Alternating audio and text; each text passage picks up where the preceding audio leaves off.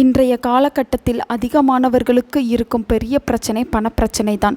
எவ்வளவுதான் கஷ்டப்பட்டு சம்பாதித்தாலும் பணம் பிரச்சனை என்பது தீராத பிரச்சனையாக இருந்து கொண்டே இருக்கும்.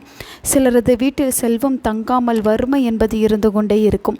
இப்படிப்பட்டவர்கள் தினமும் பூஜை செய்யும்போது ஒரு முக்கியமான பொருளை பூஜை அறையில் வைத்து வழிபட்டாலே வீட்டில் இருக்கும் பணப்பிரச்சனை என்பது படிப்படியாக குறைந்துவிடும். அப்படி என்ன பொருளை வீட்டு பூஜை அறையில் வைக்க வேண்டும் என்பதை பற்றி தான் இந்த வீடியோவில் நாம் பார்க்க போகிறோம். நம்முடைய வீட்டில் தினமும் பூஜை அறையில் விளக்கேற்றி பூஜை செய்வோம் அல்லவா?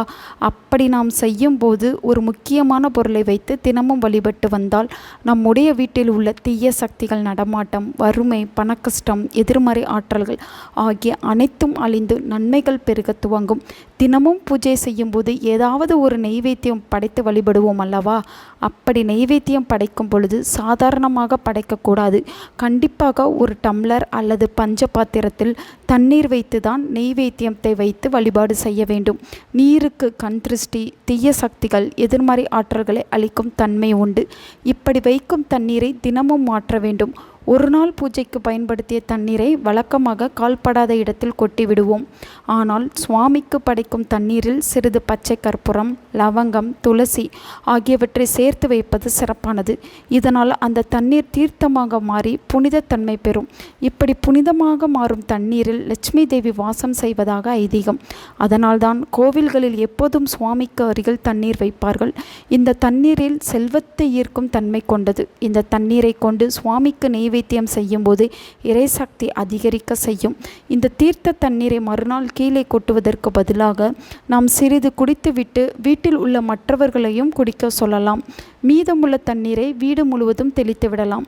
குறிப்பாக சமையலறை, பணம் வைக்கும் அறை போன்ற முக்கியமான இடங்களில் தெளிக்கலாம். இதை தினமும் செய்ய முடியாவிட்டாலும் வாரத்தில் ஒரு முறையாவது இந்த தீர்த்தத்தை வீட்டில் தெளித்து விடுவது மிகவும் நல்லது. இதனால் வீட்டில் பணக்கஷ்டம் என்பது இருக்கவே இருக்காது. பச்சை கற்பூரம், துளசி, லவங்கம் இந்த 3 பொருட்களும் தெய்வ சக்தி கொண்டவை என்பதால் எந்த விதமான தோஷங்கள் இருந்தாலும் அது நீங்கிவிடும்.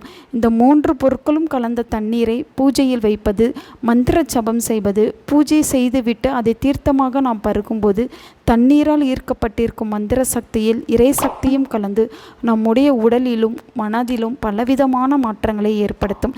இது வாழ்விலும் நன்மையை பெருக செய்யும். உங்கள் நண்பர்களுக்கும் உங்கள் உறவினர்களுக்கும் இந்த வீடியோவை ஷேர் பண்ணுங்க. அவங்களும் இதை பற்றி தெரிஞ்சுக்கிடட்டும். ஆன்மீகம் டிவி தமிழ் சேனலை சப்ஸ்கிரைப் பண்ணுங்க.